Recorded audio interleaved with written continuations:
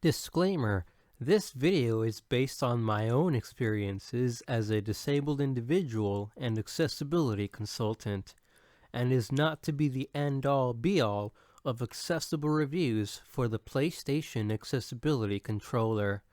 Different users with different challenges will find different areas of improvement or use cases.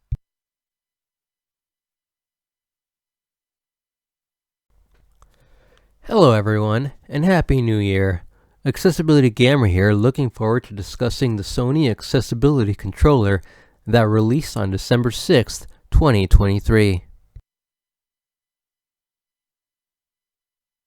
To the Xbox Accessibility Controller seen in this image, the PlayStation Accessibility Controller is designed for users with a wide array of motor challenges as the target audience.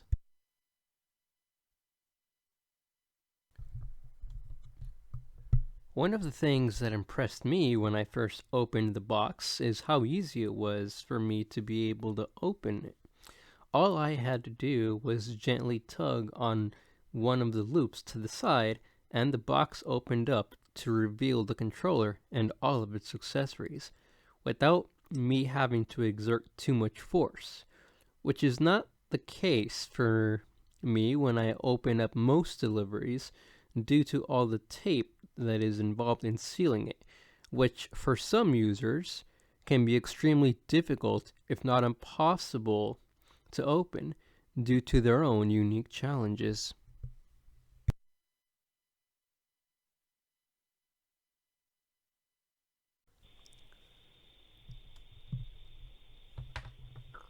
Once the box is opened, you are able to see the attention to detail.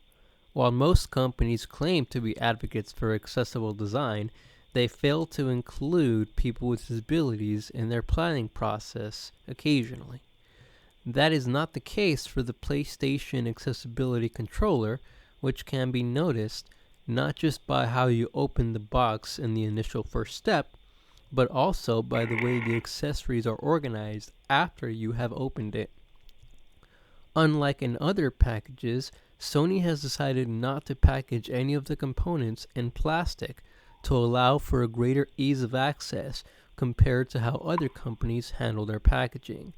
And even the one component that has a thin loop made of tape, similar to the loop I pulled to open the box, except consisting of a thin tape as opposed to cardboard, is easy enough to remove with only one hand.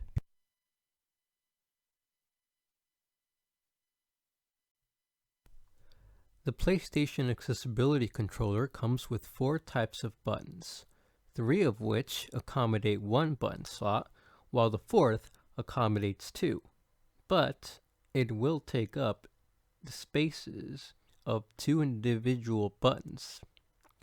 If you are unsatisfied with the feeling of one of the 4 types, you can easily change it out by pressing in on the release button located at the bottom of the gray buttons, and it will release without too much difficulty. The joystick itself has 3 types of covers. There is the thick cover that is originally on when you first open the box, a smaller cover that it more closely resembles the PS5 cover for the joystick, and an old school ball joystick reminiscent of arcade joystick. Each of the 3 joysticks covers can easily be removed and swapped for another.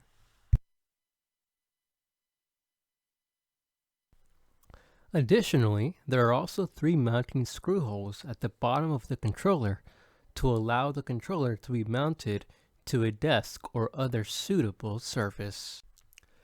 Lastly, there are 4 3.5mm ports that can be used to connect the controller to additional peripherals that you may use, such as buttons or additional joysticks, to name a few. In order to set up the PlayStation accessibility controller, you need to connect the controller to your PS5 using a double-sided USB cable that came along with it. Just make sure it goes all the way in. Mine would not connect because I did not have the cable plugged in all the way into the PlayStation 5. Once it has been connected properly, you will see the following screen, which will guide you through the setup process and allow you to set up the controller using any sort of button reference that you find helpful. For my use case, I opted to try to match the original PlayStation layout with the X button at the bottom, the circle button on the right, the square button on the left, and the triangle button up on top. But you can set it up in whatever manner you find most helpful.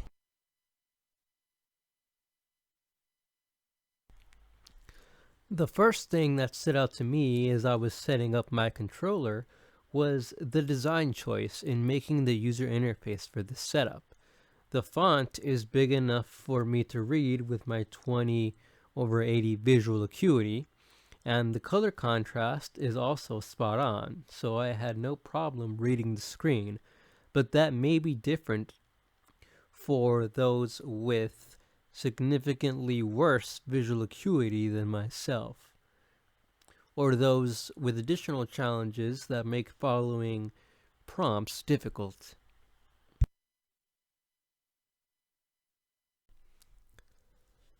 Up to 3 profiles can be stored locally on the controller, and you can swap between each of the 3 by hitting the profile button.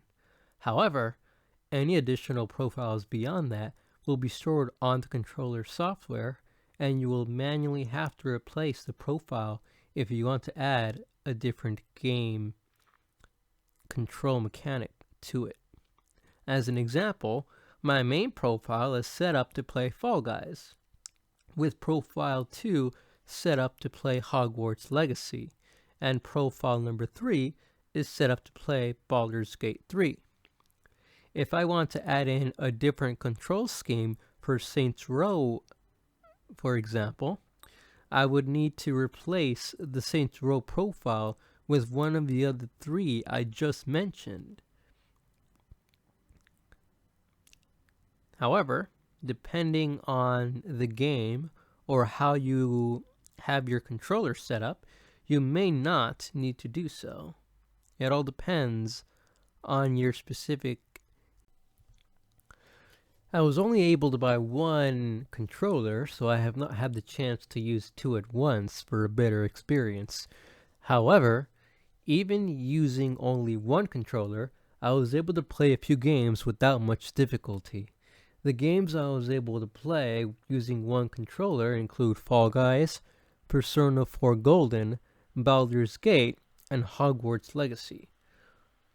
One of the things that the PlayStation controller does really well is that it automatically has an option to keep a button pressed as opposed to having to hold down the button like you would on a regular controller, which I find really enjoyable, as having to hold down buttons for extended periods of time causes me pain.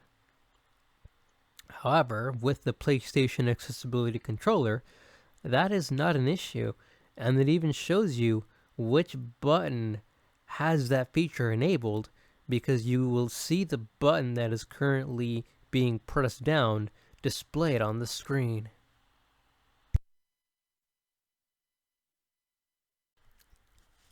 Overall, I found the PlayStation accessibility controller fun to use, and while I was not able to buy a second one, I was able to play games and move the camera with some profile switching, where one profile controls the character and a second profile controls the camera. Since I only have one joystick to work on when using the PlayStation accessibility controller.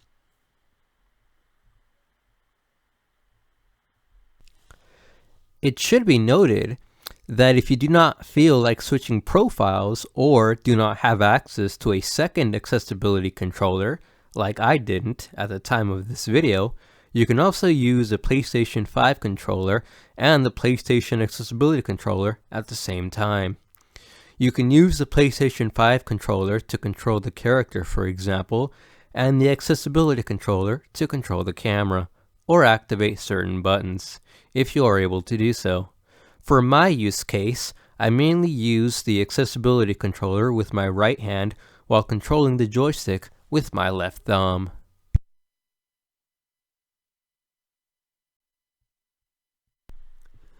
While I used the PlayStation Accessibility controller, I did find 3 areas for improvement that personally stuck out to me.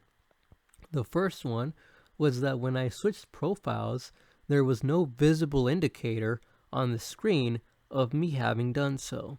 As a result, I would be switching between profiles and not know which control scheme I was using, because while I had the profiles memorized, you may accidentally switch profiles without realizing it, and suddenly, instead of diving to reach the next platform in Fall Guys, you are jumping.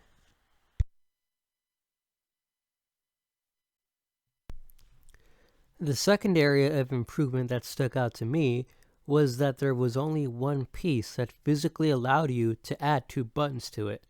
Of the 4 gray buttons, 3 of them have only one slot where you can add in a small button to it, and they each come with 4 additional copies. However, the 4th button, the one that allows you to physically place 2 buttons on it, comes with only one piece.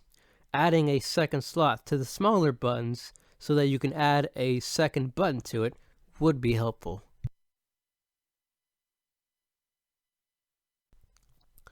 The last area of improvement that I could think of is to improve the flow of the user interface for the profile workflow. Take a look at my profile. Here you can see how I have my controller set up to handle different button prompts based on which profile is currently active. As can be seen in Profile 1, X is at the bottom and is no longer in the center. However, once you go into the Profile menu to update any buttons, the center button becomes X even if it is set to a different one in the profile, which causes confusion. It would be an easy fix to dynamically update the workflow to register the new position of X to have it match the current profile so that this confusion no longer occurs. The controller already does this when you initially set up the profile, after all.